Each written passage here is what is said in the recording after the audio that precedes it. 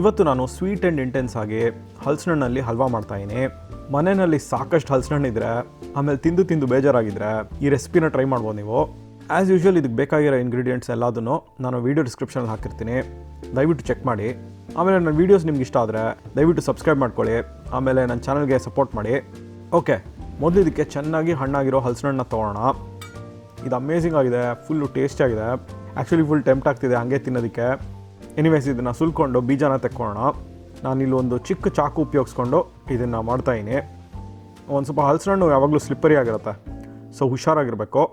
ಇದನ್ನು ಕೇರ್ಫುಲ್ಲಾಗಿ ಈ ಥರ ಬಿಡಿಸ್ಕೊಂಡು ತೊಳೆನ ಮತ್ತು ಬೀಜನ ಸೆಪ್ರೇಟ್ ಮಾಡ್ಕೊಳ್ಳೋಣ. ಈ ಹಲಸಿನಣ್ಣು ಬೀಜದಲ್ಲಿ ಏನಾದ್ರು ಒಳ್ಳೆ ರೆಸಿಪೀಸ್ ಗೊತ್ತಿದ್ರೆ ನಿಮಗೆ ದಯವಿಟ್ಟು ನನಗೆ ಕಾಮೆಂಟ್ ಸೆಕ್ಷನಲ್ಲಿ ಹೇಳಿ, ನಾನು ಅದನ್ನು ಟ್ರೈ ಮಾಡ್ತೀನಿ. ಹಲಸಿನಣ್ಣು ಇಲ್ಲಿ 2.5 ಕಪ್ಪಷ್ಟಿದೆ. ಇದನ್ನು ಮೊದಲು ಬೇಯಿಸ್ಕೊಬೇಕು. ಸೊ ಇದಕ್ಕೆ 1 ಕಪ್ಪಷ್ಟು ನೀರು ಹಾಕ್ಕೊಳ್ಳೋಣ.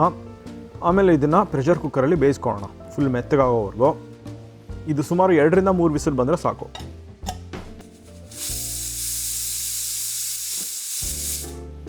ಅದು ಬೆಂದಮೇಲೆ ಒಂದು ಪ್ಯಾನ್ ತೊಗೊಂಡು ಅದಕ್ಕೊಂದು ಸ್ವಲ್ಪ ನೀರು ಹಾಕ್ಕೊಳ್ಳೋಣ. ನಾನು ಹಲಸಿನಣ್ಣು ಬೇಯಿಸ್ಕೊಂಡ್ರೆ ನೀರನ್ನೇ ಹಾಕ್ಕೊತಾಯಿದ್ದೀನಿ, ಒಂದು ಸುಮಾರು 1/2 ಕಪ್ಪಷ್ಟು. ಅದಕ್ಕೆ ಇವಾಗ ಒಂದು 1/2 ಕಪ್ಪಷ್ಟು ಬೆಲ್ಲ ಹಾಕ್ಕೊತಾಯಿದ್ದೀನಿ. ಬೆಲ್ಲ ಒಂದು ಸ್ವಲ್ಪ ಡಿಫ್ರೆಂಟಾಗಿರೋ ಸ್ವೀಟ್ನೆಸ್ ಕೊಡುತ್ತೆ ಹಣ್ಣಿಗಿಂತ.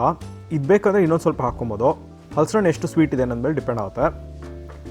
ಇದಕ್ಕೆ ನಾನು 2 ಏಲಕ್ಕಿನ ಪುಡಿ ಮಾಡ್ಕೊಂಡಿದ್ದೀನಿ, ಅದನ್ನು ಹಾಕೋಣ.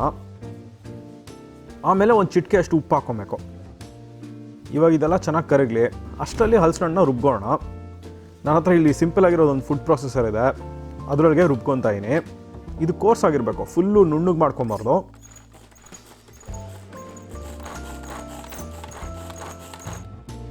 ಈ ಥರ ಇದ್ದರೆ ಸಾಕು, ಆ ಟೆಕ್ಸ್ಚರು ಸಖತ್ತಾಗಿರುತ್ತೆ.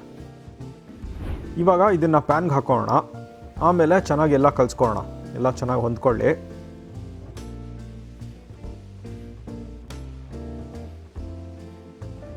ಇವಾಗ ಇದು ಸಿಮ್ಮರ್ ಆಗಲಿ ಚೆನ್ನಾಗಿ ಒಂದು 10-15 ನಿಮಿಷ. ಅದು ಸಿಮ್ಮರ್ ಆಗ್ತಾ ಇರ್ಬೇಕಾದ್ರೆ ಇದಕ್ಕೆ ನಾನು ಒಂದು ಆರೆಂಜ್ನ ತೊಗೊಂಡು ಅದ್ರ ಸಿಪ್ಪೆನ ತುರ್ಕೊತಾಯಿದ್ದೀನಿ. ಆರೆಂಜ್ ಜೆಸ್ಟ್ ನಂಗೆ ಸಖತ್ ಇಷ್ಟ ಈ ಥರ ಸ್ವೀಟ್ ಡಿಶಸ್ಗೆ ಹಾಕೋಕ್ಕೆ. ಅದು ಒಳ್ಳೆ ಇಂಟೆನ್ಸಿಟಿ ಕೊಡುತ್ತೆ, ಆಮೇಲೆ ಆ ಸ್ವೀಟ್ನೆಸ್ನ ಚೆನ್ನಾಗಿ ಬ್ಯಾಲೆನ್ಸ್ ಮಾಡುತ್ತೆ.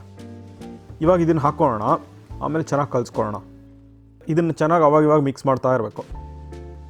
ಒಂದು 10-15 ನಿಮಿಷ ಆದಮೇಲೆ ಇನ್ನೊಂದು ಪ್ಯಾನ್ ತೊಗೊಂಡು ಅದಕ್ಕೊಂದು ಸ್ವಲ್ಪ ತುಪ್ಪ ಹಾಕೋಣ. ಒಂದು 2-3 ಟೀ ಸ್ಪೂನಷ್ಟು ತುಪ್ಪ ಹಾಕ್ಕೊತಾಯಿದ್ದೀನಿ. ಅದು ಬಿಸಿ ಆದಮೇಲೆ ಒಂದು ಕೈ ಹಿಡಿಯಷ್ಟು ಗೋಡಂಬಿನ ಸಣ್ಣದಾಗಿ ಹೆಚ್ಕೊಂಡು ಹಾಕ್ಕೊತಾಯಿದ್ದೀನಿ. ಸಣ್ಣದಾಗಿ ಹೆಚ್ಕೊಂಡು ಹಾಕ್ಕೊಂಡಾಗ ಆಲ್ಮೋಸ್ಟ್ ಎಲ್ಲ ಸ್ಪೂನಲ್ಲೂ ಸಿಗುತ್ತದು. ತಿನ್ನಬೇಕಾದ್ರೆ ಅದು ಚೆನ್ನಾಗಿರುತ್ತೆ ಕ್ರಂಚಿಯಾಗಿ. ಓಕೆ, ಅದು ಕೆಂಪಗಾದ್ಮೇಲೆ ಅದನ್ನು ಇದಕ್ಕೆ ಹಾಕ್ಕೊಳ್ಳೋಣ. ಪ್ಯಾನ್ಗೆ ಹಾಕ್ಕೊಂಡು ಕಲಿಸ್ಕೊಳ್ಳೋಣ.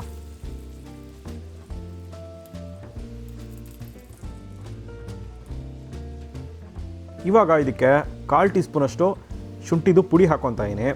ಇದು ಅಷ್ಟೇ ಒಳ್ಳೆ ಇಂಟೆನ್ಸಿಟಿ ಕೊಡುತ್ತೆ ಇದಕ್ಕೆ. ಓಕೆ, ಅದನ್ನು ಹಾಕ್ಕೊಂಡು ಕಲಿಸ್ಕೊಳ್ಳೋಣ.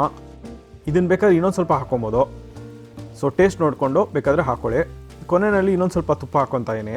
ಅಫ್ಕೋರ್ಸ್ ಎಷ್ಟು ತುಪ್ಪ ಹಾಕಿದ್ರೂ ಅಷ್ಟು ಫ್ಲೇವರ್ ಬರುತ್ತೆ ಇದಕ್ಕೆ. ಈ ಫುಲ್ ಮಿಕ್ಸ್ಚರು ಪ್ಯಾನ್ನ ಬಿಟ್ಕೊಂಡು ಬರಬೇಕು. ಆಮೇಲೆ ಫುಲ್ಲು ಈ ಥರ ಶೈನಿ ಆಗಿರಬೇಕು. ಆವಾಗ ಒಂಥರ ಒಳ್ಳೆ ಕನ್ಸಿಸ್ಟೆನ್ಸಿ ಬಂದಿರುತ್ತೆ.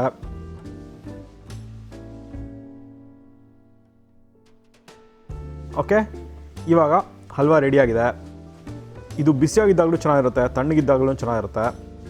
ಓಕೆ, ನಾನು ಇದನ್ನು ಎಂಜಾಯ್ ಮಾಡ್ತೀನಿ. ಇವಾಗ ನಿಮಗೂ ಚಾನ್ಸ್ ಸಿಕ್ಕಿದ್ರೆ ಈ ರೆಸಿಪಿನ ಟ್ರೈ ಮಾಡಿ, ಹೆಂಗಾಯಿತು ಅಂತ ನನಗೆ ಹೇಳಿ. ಸೊ ನಿಮಗೆ ಹೋಪ್ಫುಲಿ ಈ ವಿಡಿಯೋ ಇಷ್ಟ ಆಯಿತು ಅಂತ ಅಂದ್ಕೊತೀನಿ. ಇಷ್ಟ ಆದರೆ ಲೈಕ್ ಬಟನ್ ಮೇಲೆ ಕ್ಲಿಕ್ ಮಾಡಿ ದಯವಿಟ್ಟು. ಆಮೇಲೆ ನನ್ನ ಚಾನಲ್ಗೆ ಸಬ್ಸ್ಕ್ರೈಬ್ ಮಾಡ್ಕೊಳ್ಳಿ.